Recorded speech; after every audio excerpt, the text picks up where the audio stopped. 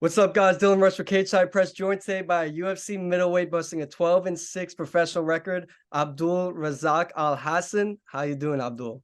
Not bad, not bad. Just long day. Mhm. Uh, You train I've when been sick. you train when you're at home too in Texas, or you? Oh, of course, yeah. When I'm home, when I'm home, it's not like I take the time off when I'm home. Yeah, Usually I train when I'm home, but I do most of the hard trainings when I'm in Colorado. of course, of course. And then Okay, when I'm home, I do my self training and all that kind of, you makes know. sense. But thank you for taking the time, man. I want to ask you real quick. I read that And you were born in Ghana, right? When did you? How long did you spend? How many years did you spend growing up in Ghana before you moved to the United States? I was in Ghana till I was 17 years old. Really? Oh, so you grew up in Ghana? Yeah, I grew up. Yeah, I Okay. was. Yeah, I think I came here. Um, I came here. I was about to turn 18 when I came. Really? I What came made you come? What made you come here? You really have to ask that question? No, I want like I don't know, like what made you come? You don't have to answer it if you don't want to answer it. No, no, of course, of course. In Africa, like we are. I want to word it in a way that is not um bad. There's more So opportunities here. yes, of course, I love Ghana. Hmm. Besides not being able to eat or sometimes food, like drinks, right? Get water. It's hard to live over there, right? Hmm. So all of us growing up as a child, as a kid, everybody we want to leave Africa. We don't want to stay, Hmm. because there's more opportunity here. Of course, except the people who are a little bit well off than us. But the ones who grow up, you have to hustle for your own self sometimes. We all want the American dream. So Hmm. I understand. I understand what you're yeah, saying. you got to run. You got to go where the money is. Like, But was it? Did you move with your family? Like your entire family? oh, hell no, I moved alone. You Um, moved alone. yeah. Even though we're talking about this, yeah, I'll tell you. I also have I'm doing my like a life a life journey kind of a video because a Hmm. lot of things happen in my life that I haven't shared with a lot of people. Hmm. I would talk more into details about my own life, but of course, I'll share most with you No, here. of So, course. I know what you're saying. I, you what was the don't want question to again? spoil. You don't want to spoil what you're working on. No, don't worry. What was the question again? No, you move with your family. You said you moved alone. Where did No, no, no. So, even moving here, besides my dad and my brother, I don't think anybody even knew I was trying to come to America. really? Yeah, because I was trying to. The opportunity just came so fast. I had to run, and also I didn't want a lot of people to know Yeah, about it. So I, my family didn't even know I was coming here. My brother was the one that knew at the end yeah. because I needed a ticket to come here, and I didn't have the money, so he had to find a way to make to get the money to bring me here. So he knew, but besides that, I don't think anybody knew I was trying to. I Yeah. was trying to come here. Yeah, Sounds like you had a pretty crazy life, man. yeah, Yeah. yeah. But And this is when you're 17 years old. That's why it's so crazy that you're doing this yeah. stuff at 17. Well, I was trying to live Africa way before I was 17. Way before I was 17. Maybe I was say maybe even at the age of before I even graduated high school. If I had the opportunity, I would have left. Hmm. But I didn't have the opportunity. So when the opportunity presented itself at that time, I was like, if I don't grab on this opportunity to leave, is yeah. So So and there did, was so much shit that happened. Sorry, I cursed. My no, bad. no, that's fine. That's fine. You can say whatever you want, bro. I'm a curse. No, yeah, okay. There was so many shit that happened in the process of all that. That's so crazy. It's yeah, it's fucked up. You're But happy that you made the decision when you did, though, because the opportunity came. You happy you jumped on the opportunity? oh, a million times. No, no regret. No regret. Look, if I had to say, hey, if somebody asked you the same way you came here, the same way you got the opportunity, if you had to go back to redo it, would you? I'm like, hell no. No. Hell no. Yes, with all the hardship that came with it, you know, I still was able to come here and I was able to have a better life than I had Mhm. back home. So of course, yes. So I'm assuming, did you get into MMA once you came here? Yes. Yeah. Only when you, how old? Yeah. Hey. So I didn't get into MMA till way later. I got into even like I think my first fight was when I was 30. Mm-hmm. So almost, yeah. So I didn't get, but I was training in Minnesota, Mm-hmm. and I was trying to be a kickboxer. I was trying to kickbox here and there, and Mm-hmm. the opportunity presented itself for me to train with John Hendricks. Oh, really? Yeah, I saw a photo of you guys from like 10 years ago. Yeah. So um, I had to. At that time, I was living in Minnesota. So I was working with Delta Airline. I was a baggage handler for Delta Airline. Oh, okay. So yeah, so you can how do I say it? You get a pass that you can travel. Yeah. You fly for free. Oh, Yes, yeah, that's good. basically. So I will fly and come to Texas for 4 days to train with John Hendricks and get all the experience I can, and I'll fly back to Minnesota and now work for 3 days. And So just keep doing it. life was horrible. Life was a horrible day. And meanwhile, when you're working, you're flying around the world, right? Like you're flying or around the country. No, I was just trying to come to Texas to be able to train Oh no, because but if you I were a don't go, bag handler. You weren't on the flights, so you weren't flying around all the time. I'm saying for work, you didn't fly. no, I was Yeah, only flying. No, because Texas. you have to work at the hub that you at, and I Yeah. was working in Minnesota, Mhm. so I have to make sure I go back to Minnesota to Yeah. do my baggage handler work. So that's how. Okay. Damn, that's dedication, man. That must have been tough. How long you think you Yeah, did that for? Like a year? cool. Yeah, what? I did have, woof, I think I did that for like 3, 4 years. What gym was it in Texas? Johnny Hendricks gym or? Yeah, John Hendricks at that time was called Velocity. So it was a good gym. It was a good combination of at that time I didn't know much about MMA. Mhm. So for me to be able to have that opportunity to train with him, Yeah, I of took course. that. Of course, I took At the that. time, he was probably like at the top, like right? Of course. Yep. So I was John Hendricks' training partner, like all the way till he won the belt. Really? Wow. Yeah. So well, to say I was his training partner, I was more like a um what how do you say? I'm trying to not say in a way that I lose my own dignity. Oh, like you were a punching bag to him? Exactly. Almost like, Well, you're yes. smaller You than know. him, right? And at that time too, he has more experience than me, but of course I gained a lot. So Yes. not just that, John Hendricks helped me with my mental after I started fighting. Because I never did any Yeah. amateur I fight didn't at all. record, yeah. Yeah. So I went straight into pro. And the mental that I had to go into pro was if I can train with John Hendricks and I can take all his punches, there's no punches that you guys can throw Yeah. at me that I need to be scared of. So Yeah. yeah, it helped me. Definitely, bro. So I saw Yeah. that you wrote on Instagram that you ask yourself at times, sometimes you ask yourself, out of all jobs, why did I pick this? Why did I pick MMA? Everything I could have picked. But at this point in your life, are you glad you chose the route that you chose? Yes. Yes. Mhm. And then I of course I wished things would have happened differently in some ways, Mhm. you know, but I'm happy with the path that I chose. And also when you're younger, your mental is not as strong as well, of course I was not that young, but I didn't have the experience. So your mental is different, you know? Yeah. So I used to be so scared. And also the fear wasn't the person that I was fighting, you know? Mhm. I think the fear of just walking in there is what scares what was scaring the crap out of me at that time.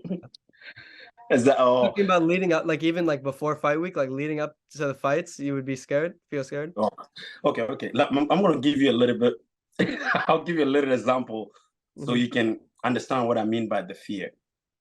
So I'll use my first kickboxing fight as an example. Yeah. So my first kickboxing fight, I found out within like a week that I'm fighting a kickboxing fight. And I never told my coach I ever wanted to fight, right? Mhm. But he kind of forced it on me to fight. Yeah. So, back in those time, you don't know who you're fighting. They just tell you a name. All you know is his name. There's no videos. You don't know who he looks like, how he looked like, right? Oh, anything. I You have, just know his name. Exactly. I have never seen the guy in my life. But when I found out that I was fighting, I was so scared to the point of I couldn't sleep for 2 days. Wow. you get you see what I'm saying? I was so scared I couldn't sleep for 2 days. And I've never met the guy. Hmm. I've never seen his fight. I don't know how he look like, you know. But the fear of knowing that I'm going into battle, I was so scared I couldn't sleep for 2 days. So that I'm trying to give an example of the kind of fear. But over time, that went away. Over time, as time Well, went on, it went less and less and less. right now, to be honest, most of the time I don't feel fear walking in the ring anymore. Really? Yeah, right now, to be honest, And you're saying Johnny Hendricks helped you a lot with this part of it, this aspect, the fear part? I'll not say the aspect fear. The fear part was just something I think I was born with, just Oh from no, you Africa. said he helped you with the part that you're walking in there, you don't think if you could take his punches, you could take any. Exactly. Yeah. So, and also, I had so much anger in me, Hmm. right? Because when John Hendricks was beating me at that time, as a man, I have a pride. Yes. I have a pride inside me, right? So every time I'll go home, I can tell you, of course, I'm a Muslim, so I pray every time I put my head down to pray. And I swear I'll be crying. You're just, yeah. I'll just bawling out. I'm crying. Just the thought of it. I've been beaten by another man, Hmm. right? I'll be bawling my eyes out. So when I had the opportunity to put it on somebody, Yeah. very good. Yes, like there's nothing that you can, you can Now I do. see. Now I could understand why you started out 6-0 in your pro career. No amateur, just went into it, bunch of Yes. finishes, 6-0. Wow. Yeah. So I wanted to tell you, my friend Grant Neal says hi. He wanted me to tell you to say hi. Or oh tell. yeah, tell him I said hi. Yeah, so So you're training now in elevation, right? Has that only been since 2021, a couple years? yeah, it's been only a couple of years, so I go back and forth to Mhm. train. But the past year has been a little rough. So But that is you've trained with the Usmans for a really long time because I saw a photo from like 2014, you and the oh Usmans together. yeah. So Usman and the Usman brothers, we've known each other for a long time, way before um everybody got into UFC. Hmm. So while I was training John Hendricks' training partner, Yeah. he also used to come in and train with John Hendricks. Oh wow. Like when John Hendricks is about to fight and um they need like a wrestler grappling or something like that, They bring him in. Kamaru will come in and you know um we'll train with him. So we've known each other way from Of back course. then. So And then yeah. another guy I want to ask you about. So Grant Neal, I love Grant Neal, and then Archie Colgan, I talk to all the time. He's I, from Ghana. Another guy from Ghana, Bubba Jenkins, and you're from Ghana. What does it mean yes, to represent Ghana in mixed martial arts in front of the world? man. I am not I will not be bullshitting it. It feels there's a lot of pride in it. You feel amazing. Hmm. You know that you're representing a country that a lot of people haven't had the chance to get this opportunity to on a level like this. Man, I really wish I could have tell you more, because I'm sure a lot of people were wondering, I was gone for a while Hmm. and I came back, having touched that part of my life a little bit. That is why I was trying to do a lot of the documentary side to talk about things that I haven't shared with other people or haven't talked with other people about You don't it. have to share anything you don't want to, man. I understand you have something coming out. You don't got to leak anything Yeah. or tell me. If it's not too detailed, I don't mind sharing it, man. You're Okay. good.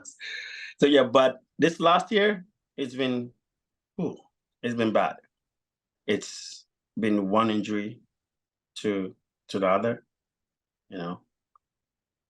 So um, fuck. Are you But the people that, you're dealing with injuries right now? huh? You're dealing with injuries right now, like as we speak? As we, yeah, even from all my last two fights, no, my last two fight was the beginning of the injury, Hmm. and then it just so I'm assuming you're first, working on it though, right? Like you're trying to, oh, of rehab and course, all that stuff. because my next fight, I swear to God, that person that's standing in front of me, I swear, is gonna regret his life. He's gonna regret that he ever stood for somebody. I swear to God, that's not. Yeah, especially with my performance of my last fight. Um, when I keep watching it, I know that person that was fighting was not me. Definitely not me. How did you feel leading up to that fight? Like, how do you feel, and how do you feel about your performance? That performance was shit. I'm not gonna sit down and sugarcoat my performance. I hate my performance. I hated and not just that, I like Pyfer. Mhm. Um, I've been trying to hit that asshole, but I cannot. I thought the week of the fight, I thought it was gonna be an asshole. Because sometimes when you have that anger in you, Mhm. be an asshole to me, so that way I can. But that guy did the 360 on me. It was good. I remember one of my coach told me, "Hey, I think he's trying to mess with your head." I'm like, no, no, no, he's not gonna mess with my head. Just fuck it. I already know what he's doing. But so I remember the day of the fight. I was looking at this guy and I'm trying to be mad at this motherfucker. I want to be mad so I can have the chance to, but I swear I couldn't muster up any any anger to hate that fucker. Let me ask you about someone that you might feel not the same way about. I got an interview, and so many people when I see I'm interviewing you, they want me to ask you about this guy. So I feel like I kind of have to. But you talked about him in the past. I'm interviewing him in a couple of days. Is that someone? Oh, Is that someone you would like to fight in the future, or maybe? tell him no matter what, I hate his bitch ass. I swear to God, if I get the chance, I'll always, even before I retire, if I get the chance, I want to smack him. I swear to God. How do I say it? You know, We didn't even for say it me, yet. We haven't even said his name. oh, I already know who you're saying anyway, so you don't even have to say that bitch ass Buckley's name. So I already know who you're talking about. So for me, as a fighter, um, I'm my own downfall. My pride, I let my pride get the better of me, Mhm. right? So most of my opponents that they give me, I'm usually excited to fight them, you know, because I'm like, this motherfucker is gonna stand in front of me, because I'm thinking as a man, fuck the takedown. As a man, let's stand in front of each other. Yeah. Let's show each other who's a fucking man. And the people that I was expecting to give me that fight, even Pyfer, I was hoping he would give me that. I would prefer somebody that hits me and I'm already out. And I'll respect that person, that somebody that I'm trying to come here, let's fight, and then they're running away from me. Mhm. I know, like I said, my own mental sometimes, because pride. I hear a lot My of own, fighters say that though, like you're your own worst enemy. Like most of the time, you're fighting a battle with yourself, and it's not about who's yes, standing across the cage from you. because look, I've done judo most of my life. I love judo, you know. Mhm. But when I go in there, I never use judo because I feel like I put the judo aside. I'm like the pride just stands as like, show me. Let's show each other. Let's show the world who's the man. Let's Oh, give the fans some energies. Um, this is why everyone loves watching you fight. man. And I remember if somebody take me down, I know. Look, I've done I've trained with John D. Hendricks for my whole fucking most of my life. I know how to get up. I know how to defend. Right. Mhm. But my opponent will take me down, and I'm thinking, while I'm laying down, I'm thinking, you fucking pussy, get up, let's get up. Why you fucking taking me down, you fucking pussy, let's get up. He's thinking he wants to win, Mhm. but I'm thinking, motherfucker, let's stand up like a fucking man. Let's show the world. You see what we got. That's why I feel like most of my fight, I Do you ever, fuck up my own. say this stuff to them when you're on the ground, or you just think it? I'm just saying, of course, I don't, because in the ring, at the You same don't time, I want have, to. Yeah. because judo has showed me so much respect, Mhm. right? When you go on the mat, right? Mhm. Sometimes you don't want to talk when you're on the mat. You don't want to. So anytime, even though I know MMA is different, when I'm on there, it's it also feel the same. I give the mat the same respect I give to the judo mat, So what do you right? think about guys like Kevin Holland? Someone you were booked to fight him like so many years ago, right? At the beginning, before UFC, like way back in the day. What do you think about guys like him who are just talking the whole time? Kevin and I are we're okay now. We are buddies. Mhm. Well, I will not say buddy, but we are. But Cordial. I I like that. used I used to hate that. I used to hate him. I'm not gonna lie to you. I'm sure he knows that. But there's a reason why I used to hate him. Mhm. But now I'm gonna tell you something a little bit. Um, Haaland is the only man that ever made me forget I lived in America. You know, the reason why he got me to that point that I felt like I forgot that I lived in Africa. When you have a problem with somebody, right, or somebody's doing something, you find them somewhere, you ambush them somewhere, or where you know they walk a lot, right, and you be like, I'm here, let's fight. Right? Or sometimes you get a couple of your boys and then you find them and be like, and then your boys will block him so nobody can run away. No, your boys is not going to join in, of course, but it's just blocking so you two can fight. So most of my life, I've grew up with stuff like that, right? This is the reason why I hated Haaland. The night we were supposed to do the weigh-in, my wife was in the hospital having a C-section. Wow. So she had a fever that night, and all of a sudden her heart rate was going up. So we went to the hospital, and then they found out that my son is being choked. By the umbilical cord. So they tried to induce her, but they couldn't. So they had to schedule an appointment. They had to schedule the C-section. So it's not time yet. And I remember she told me, she's like, even if you sit in this room with me, it's not going to change what's going to go out there because the doctor doesn't come till later. So you can go to your weigh-in and come back. And I went to the weigh-in. Even though my wife is in the hospital, I went to the weigh-in. When I got to the weigh-in, Haaland called and said he's not showing up. Wow. I didn't think that's what you were. I thought you were about to say that whole time is that your wife was sick, so that you was about to get C-section, so you couldn't go. But you No, I went there. I waiting for him. He didn't show. His coach right there. Coach told us no, he's not coming. He said he's not coming. Wow. So now it's not about the fight anymore. It's about my pride. I'm like, motherfucker, I need to feed my family. You know, I know I'm not gonna get paid much, like $200, but I need that fucking money. Yeah. Right. Not just that. Most of my fight always happened short notice. I've never had a full camp fight before I got into the UFC. So this is where I started hating him. And so I started even trying to send him a message.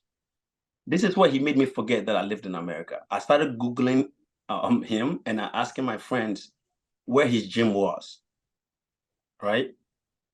And I was trying to go and park somewhere where his gym is and wait for him to come just so him and I can have a street fight. You know, that's where I feel like he made me forget I live in America. Shit like that. You cannot just go and find somebody and, you know, you go to jail if you do shit like if you do stuff like that, right? Yeah. That's the time he made me forget I was here because I was new here. So, you know, how do you say, the jungle fever is still... Well, yeah, yeah. But the jungle fever still is. So I don't, you know, yeah. Yeah, he drove me crazy. But I know he didn't have, you know, we were all young. He didn't have any bad intent towards it. And he didn't know on my side what was going on and stuff like that. But, yeah, still pissed me off. He's a middleweight now. Maybe you'll fight him. Maybe you'll fight Buck. But are you looking? You're looking at. I don't want to. If you can't say too much, it's fine. But are you looking at returning this year, 2024? Oh, for sure. Of course. Not too. Okay, good. Not too bad. Not just that. I'm trying to even probably like May. Okay. I want to come. I'll be back maybe by May, June. Okay. I'll get a fight. I'll get it. Yeah. I'm working on one, but I'm working on an injury. So it's almost healed, but I want to make sure it's 100%. So the last fight when I was fighting Pyfer, I don't know what they call it, the Tommy Johnson. Oh yeah. The surgery? Yeah, look, bro. I was training. I literally saw my elbow right there. Wait, you got that surgery? Or this happened to you? I have tore it completely. Oh shit. Okay. Completely. Right? And then tore my pec. So I had the surgery. So healing through the surgery, and then I tore my fuck now, I even forgot the names of my own. My labrum. Yes. Man, so that fight, you know, there's a fight that hey, this person is a dangerous fighter. You know, you want to make sure you're in good shape or in good standing before you fight him. But sometimes the pride of a man, I'm like, fuck that. Even if it's one hand, I'll fucking fight. You know, because in your head you're thinking if I pull out, they would think, oh, you're a pussy or something like that. People don't know the backside of things. Well, at the same time, you got family to feed, so you want to go beat somebody up.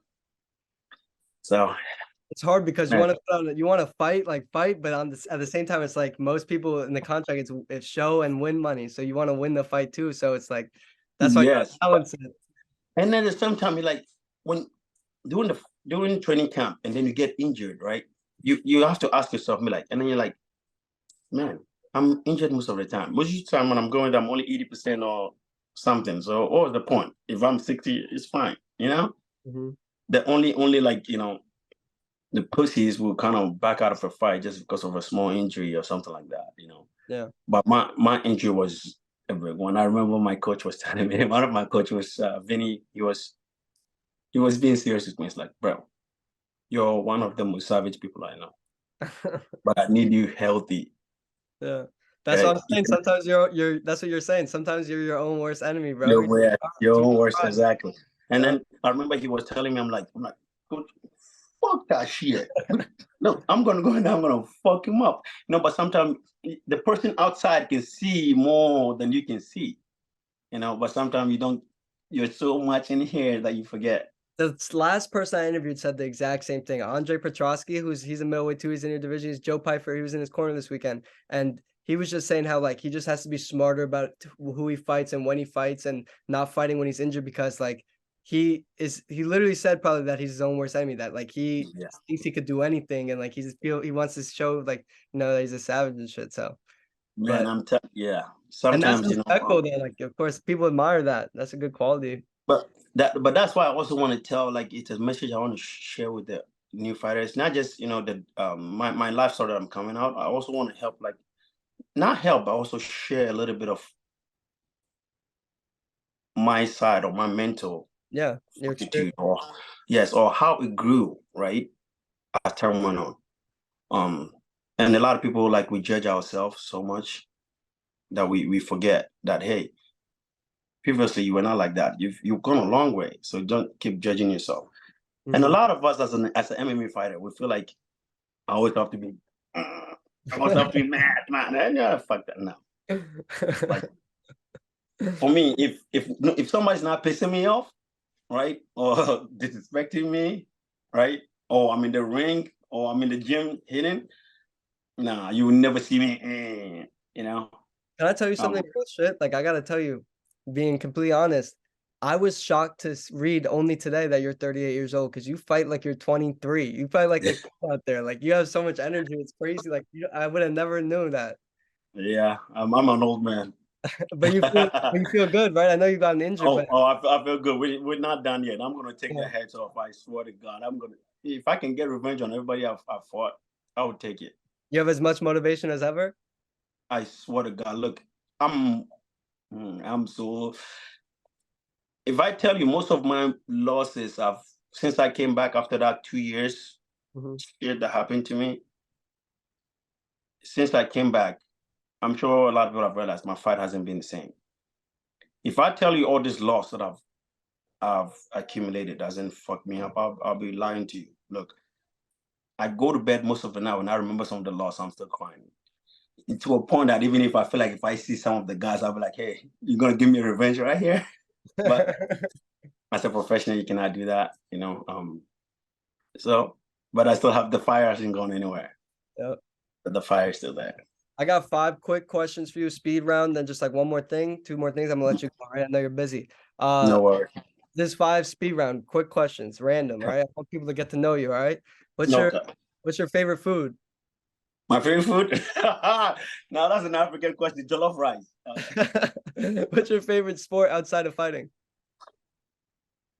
Judo? No, outside of combat sports. Outside of combat. Okay, soccer. Okay, good. Football. Favorite fighter growing up?